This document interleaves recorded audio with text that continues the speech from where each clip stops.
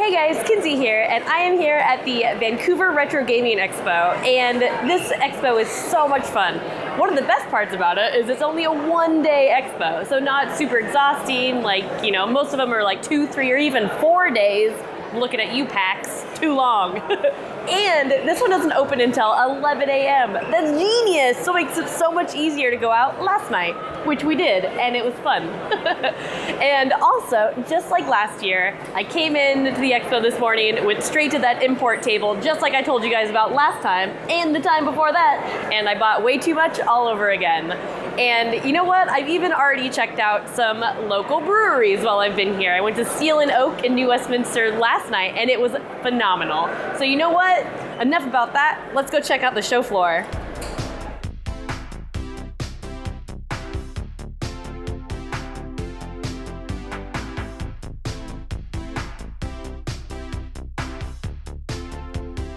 And here it is. It's the Vancouver Retro Gaming Expo 2018. And this is definitely one of my favorite expos. It may not be the biggest. I mean, it's definitely no Portland Retro Gaming Expo, but I think it has some real quality vendors here. And as someone from the States, it has very different merchandise. So it's a little bit different selection than I'm used to, especially because most of the conventions I go to are pretty much all like Seattle, Portland area. So sometimes you start to see the same stuff.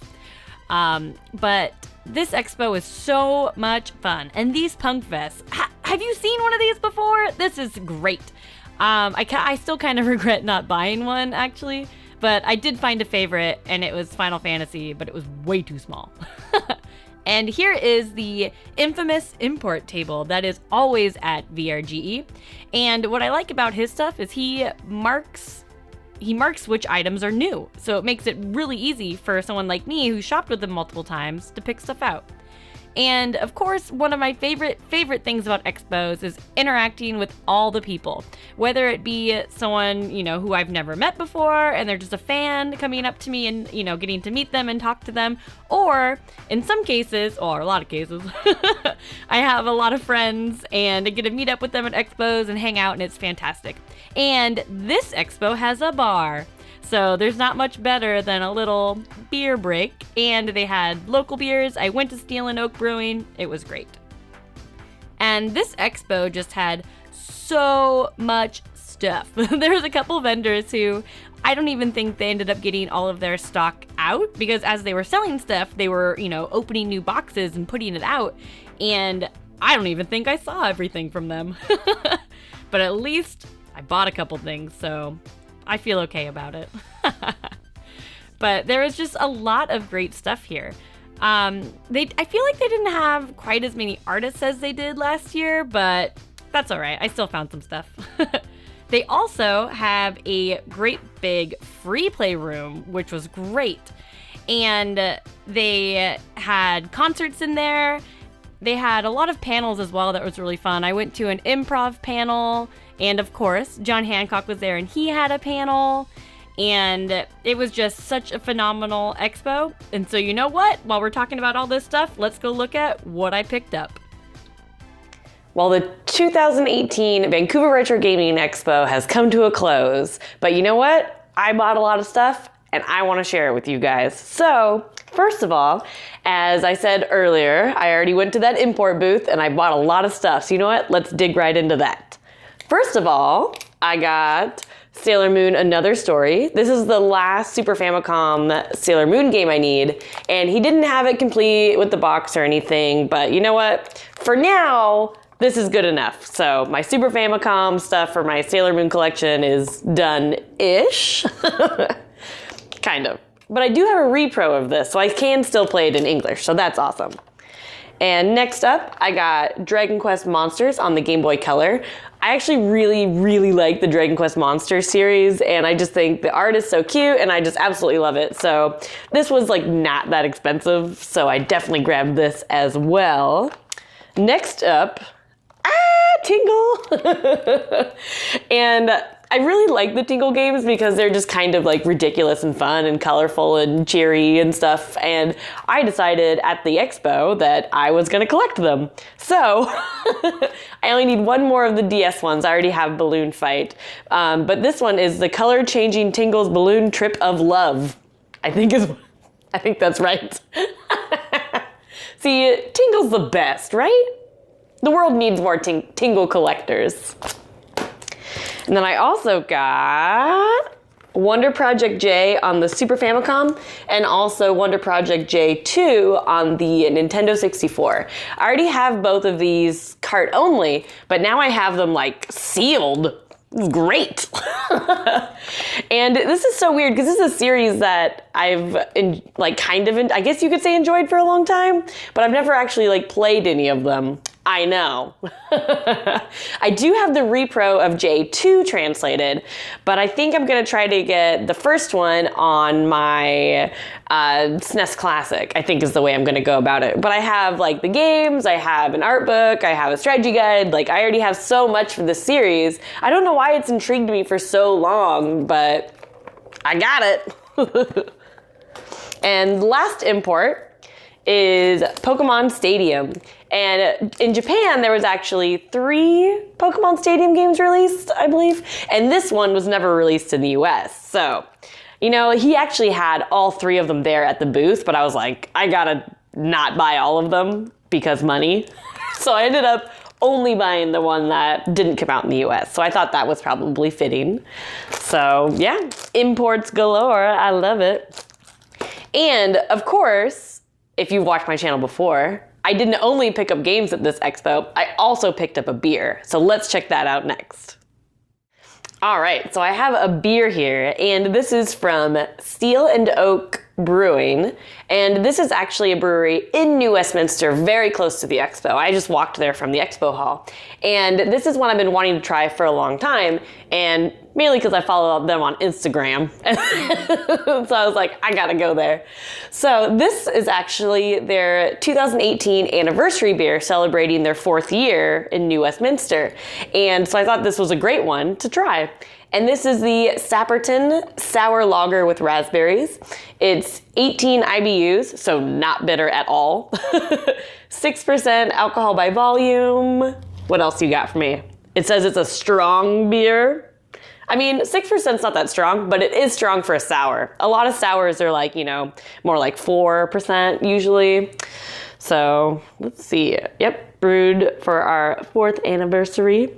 Named after the New West community where brewing in Metro Vancouver began. Oh, that's cool. So yeah, this is the Sapperton. So let's take a look at this guy. And it's a sour lager, which is kind of weird. It's not an ale, so that's kind of cool. And it's kind of like a reddish. This is my very classy plastic hotel cup. But you know what? The beer is gonna taste great. It definitely has that like lager-y smell, which I don't know how to describe what a lager smells like. But if you've ever opened a cheap beer and smelled it, that's a lager. But it does have that like nice fruity tartness a little bit too, so. It's really good. Good job, guys. Happy 4th anniversary. And the tartness is not overpowering, so if you're not a fan of sours, you might still be okay with this one, because it definitely still has that nice, crisp lager taste, but it does introduce a little bit of the tartness and some raspberries. It's pretty good. It's very good. And I actually tried a lot of beers while I was there at Steel and Oak. I tried 8 of their beers in a sampler. So, and everything was fantastic. So if you ever make it up to the Vancouver Retro Gaming Expo, just walk on over to Steel and Oak because it's definitely worth the trip. It's so good. All right, and back to games. All right, and I got a couple more games here. And first up is Conker's Pocket Tales.